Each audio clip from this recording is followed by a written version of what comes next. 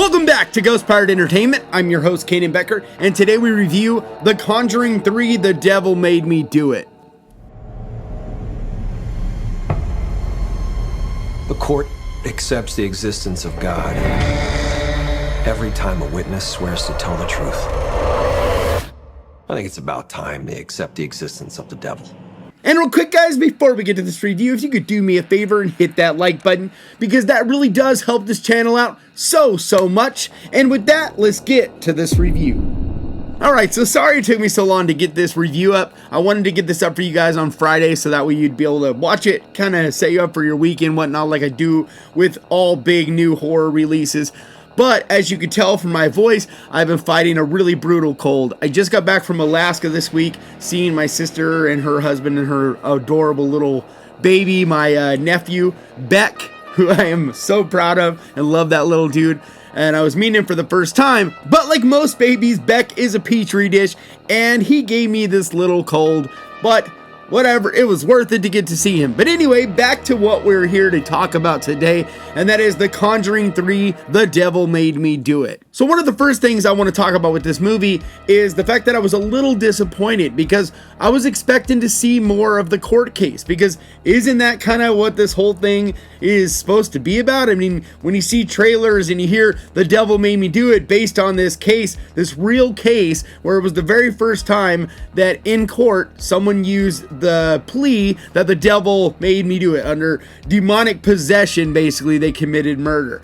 And yet it's almost insignificant in this movie. It's barely in this movie at all. Yes, it's kind of a plot point that everything kind of comes off of, but as far as the actual court case and what goes on with it and what they use to prove things, it just really didn't go there at all. It just really is not what this movie's about. So that being said, I do feel like in general this was a decent movie, but by far the inferior of the three, in my opinion. I much prefer the first two over this movie. Partly to do with the direction of James Wan. This is the first one where he's not directing, and it shows. You can feel it. He is a master of jump scares and suspense and really kind of giving you this overall feeling of always being on edge and then getting you in the perfect way at the right time. This really is lacking that, and I honestly had almost no moments where I felt scared at all. There is this one scene where they're in a morgue that did get me pretty good, but other than that, you know, it was funny because I've heard a lot of people talk about how scary the beginning of this movie is, and in my opinion, the beginning of this movie is by far the worst part of this movie. If you cut off the beginning of this movie, in my opinion, it goes a full grade higher kind of thing. So like instead of a C plus kind of movie, to me it goes up to a B plus. I mean, the beginning is really that bad. I was laughing at it in all the wrong ways, and you don't want to do that, not when it's not being played as something that's funny. It's supposed to be serious and supposed to be scary, and in no way did I find it to be scary at all. And the CGI that was done in it was so unbelievable and just ridiculous to me. But my biggest problem with it, I think, and what bothered me the most about the beginning, is how heavily this movie relies on that, hey, this is based on a true story, and you see him setting up all these cameras and everything, right? And all this crazy stuff happens that is so over the top. To me, it really left reality behind and what you see from the first two movies and went much more into the blockbuster horror movie realm, which is fine, but it leaves me, anyway, with a very confused feeling because it really contradicts itself. Because on one hand, it's trying to rely on this is based on a true story kind of thing, right? But then on the other hand, this movie went so far over the top that you're like, okay, that's obviously never been recorded, or we would have seen video of that, or things along those lines. So that did bother me because it really pulled me out of the movie. It made me feel like I couldn't really feel like I was in this scenario. Now, as far as things I did enjoy, Ed and Lorraine characters are awesome in this like they were in the first two. Personally, I love them, and I think that the two actors that play them do such a great job of really making you fall in love with these two characters. And they really are the star of this movie. The same with the first two. But I feel like even more so in this one, because if you take them out and their character arc and the story of the two, the love between them and all the stuff, if you take them out, this is really not a very good movie. But because they did such a great job, I still felt like it was enjoyable, and it did still have a lot worth watching. This movie leans a lot on their relationship and really goes heavily into the family structure, into what they kind of deal with. And there's a lot more personal things that happen to them without giving anything away in this one than you really saw in the other two. And it just deals much more with that than I think the other two even did. But I once again was really disappointed in the overall story, because instead of it going deep into this court case kind of situation that really did happen, it barely touches on that, and instead goes into this whole witch/satanic cult area that, I don't know, I just didn't find believable and kind of did bug me. And it just, I don't know, the way it was done, it just felt, once again, very big blockbuster movie. And so once again, it was really contradicting itself. But, you know, keep in mind, this is my opinion, and you may completely disagree with that. I mean, I know I've seen a lot of people that absolutely love this movie so far. But me personally, I'm not saying it was a bad movie by any means, but it was, like I said, definitely inferior to the first two. I love the first two movies, and I just enjoyed this one. It was just okay.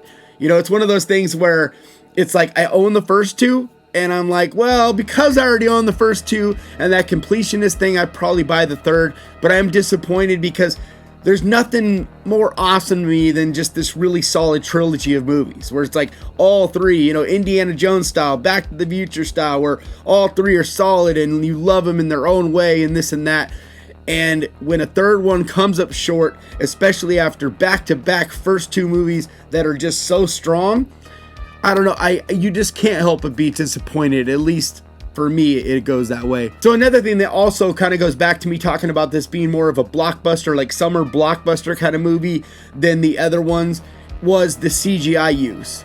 And don't get me wrong, I'm not a trained eye, so I can't even always tell. If CGI is done right, I can't even tell sometimes if it's CGI or practical. But in a movie like this, it just felt like it was all CGI. And really over-the-top CGI. There were a few scenes that I definitely picked up on some practicals that were pretty cool. Like I said, that Morgue scene, there was some stuff in that I'm sure was done practically. And if it wasn't and it was done CGI, then it was extremely well done CGI. But there was stuff, especially the beginning and the end, that was just really, really, really over-the-top CGI that just didn't work for me.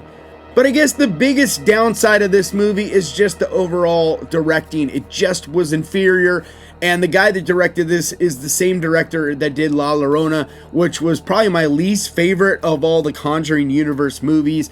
And I'm not saying that this was as bad as La Llorona. No, you know, not at all. Like, I really disliked that movie. And this one was okay. This was a cool movie. It wasn't amazing, but it was cool. It was all right. But you could definitely see the difference in his directing style versus James Wan. He's just not as good. And I mean, James Wan is a master of horror, so it's like, you know, that's a really high bar to set. And I know it's not really fair to kind of hold him to that critique, but the problem is this is, you know, the third in a franchise. So you kind of have to, you know, you're comparing him to the other two movies. So I think the biggest thing that I'd like you to know going into this, if you haven't seen it yet, is just don't have your expectations too high. I feel like if you try to compare it to the first two, you might come up disappointed. But if you just go into it with some popcorn and looking to maybe get scared a little bit and just have fun with a horror movie this summer, then it's a fun one. But if you were trying to decide between A Quiet Place 2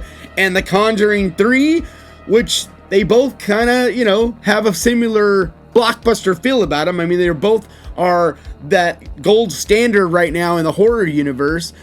But if you're trying to pick between the two, to me, there's just no comparison. Like, The Quiet Place 2 is a far, far, far superior movie than this. That's just me, but in every way, A Quiet Place 2 is just better. And if you want to hear me talk more about that, I did a review of it last week, so it's right up here. The one thing that I really did enjoy about this movie was the acting. The acting was done really, really well.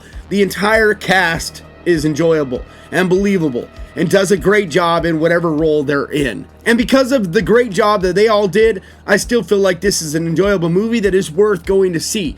Now, if you have HBO, like certain movies that have come out on HBO simultaneously as theater releases this year, or even in the situation of Army of the Dead, I was recommending going to see that versus watching it on Netflix. This is one of those situations where I think, honestly, you might even enjoy this more at home. You know, turn all the lights out and get your loved ones near you or whatever and get a little creeped out. I honestly think you might even enjoy it more in that scenario. At the very least, I think you can enjoy it just as much. And I don't see any reason why that big theater experience is going to make this or break this in any way, shape, or form. And especially saving you that money. I mean, I went and saw it on XD screen, thanks to my amazing sister. And I even still didn't really think that it was that special, more so than if I'd seen it on a decent TV at home with the lights out. Now, don't get me wrong, I don't have a decent TV at home. I have my tablet or my phone. So, seeing it in theaters is kind of my best option on just about everything.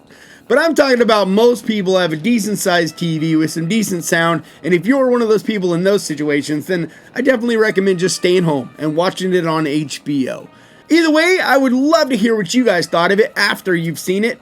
Let me know down in the comments if I'm an idiot, or if you agreed with me, or just your thoughts in general. I love hearing from you guys. But that's going to do it for me today. Please hit that subscribe button and ding that little bell, because that is the best way to keep track of this channel and when I post videos like this. And I try to post videos like this at least 2 times every week. And I also want to give a huge thank you to my patrons, because your support means so much to me. And if you would like to find out more about becoming a patron, the link is down in the description. And like always, guys, thank you so much for watching. Please crush that like button. And remember, horror can be fun. I will see you guys next time. Lorraine! Lorraine! Ed! You all right?